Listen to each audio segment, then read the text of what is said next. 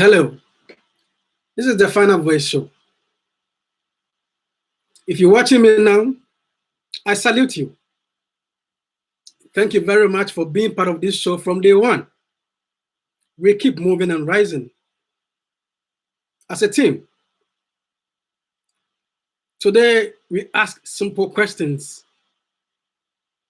What is causing so much insecurity in Ghana? What is causing the tension in our dear country? And what can the government do to de-escalate the tension? We know we have leaders, we know we have people in the helm of affairs. What can they do to de-escalate this tension?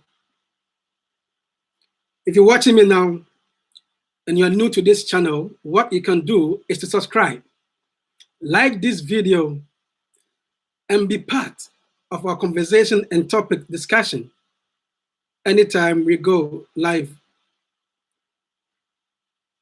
on this channel. Please subscribe.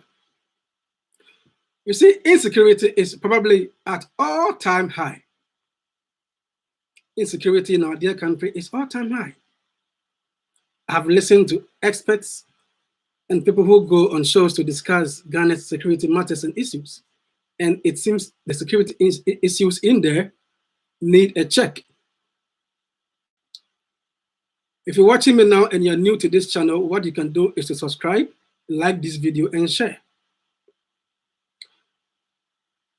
Dear viewer, Ghana's peace and stability is not threatened by tribalism or religious differences.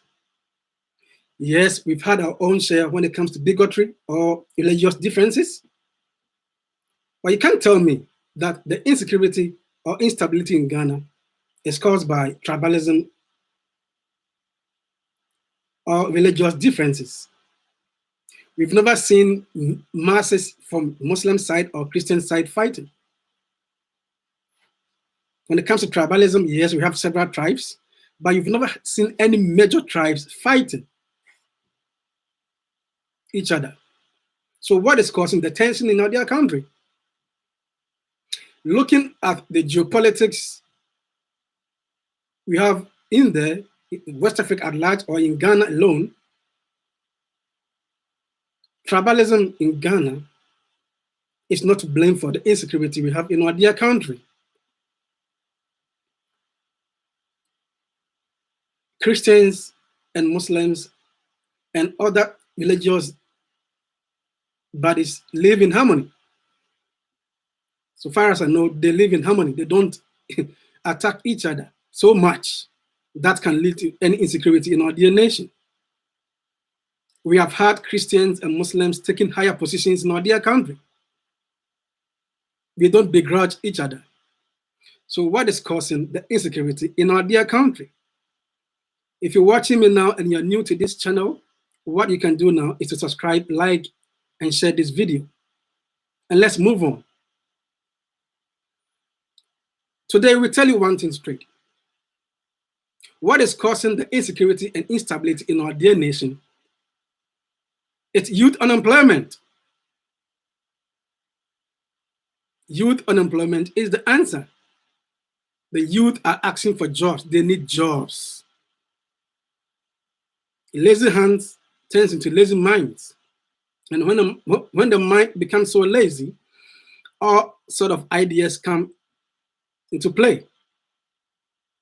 It leads to armed robbery, attacks, fighting each other, and what have you, you name it.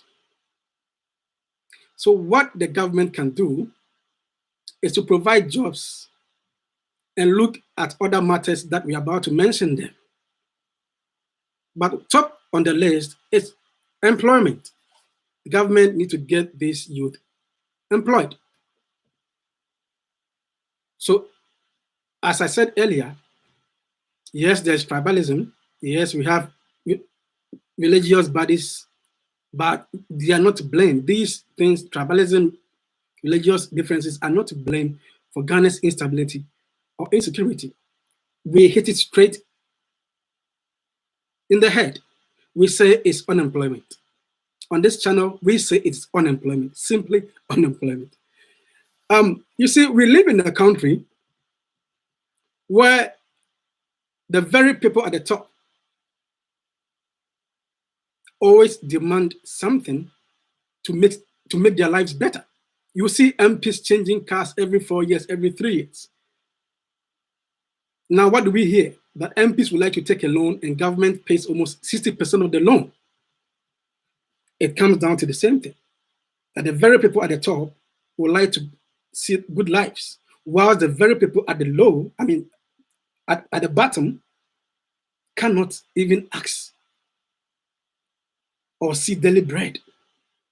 That is the country that you live in, and these things can lead to insecurity. When there is this perception that the people at the top are always enjoying, they are always benefiting from the national coffers or the national resources that we have, it leads to insecurity, something that we need to check. When we have leaders, or let's say the Article 71 holders, who only think about enacting laws or regulations to increase their salaries, it leads to insecurity, because the perception will be like you are always enjoying and we are not seeing anything better as citizens.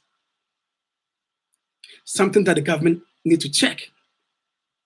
The three arms of government are the only people in the country who speak for freebies, who talk about their lives, and yes, they see lives and good things coming into their lives. The voter doesn't see that. The citizenry does not get what they asked for. But we want to help Ghana government today. If the Ghana government would like to de-escalate tension, if Ghana would like to have good or return to the days that we have good security, let's focus on jobs. How we get many people jobs to do in that country. Dear viewer, this issue of the very people at the top enjoying, that cycle, that genes of the people at the top enjoying can be broken. It takes you and I to break that cycle of genes. It begins with you and I. We can bring about change anytime you want, as voters or as a people of the country. To break that cycle depends on you and I. I say this once again. Young Rawlings did it. Young Nkrumah did it. When they realized that the national resources should be shared among all people, all citizens, Ghanaians should benefit from their sweat. They stood up for what is right. Today, I share with you that you and I can also bring about change. We can break that cycle or that genes and cause change. Change that will benefit everyone. Change that we all become beneficiaries. And not the very people at the top, not the three arms of government, but everyone in Ghana will have a belief in himself or herself that things are well organized, that the taxes that we pay are well used, that schools have been built, hospitals are now common. And not just thinking about how MPs get cast every 2 or 3 years, not how we can increase or check the emolument of Article 71 holders, and not how we even add more people in our families, or we enlist people to be part of Article 71 holders every day. No. So let's rise and speak as a people or as youth. We can effect the change we want. We can break the genes or that cycle that we think is hindering or not better for us as youth. This is the Final Voice Show. Keep watching me anytime as I come your way with topics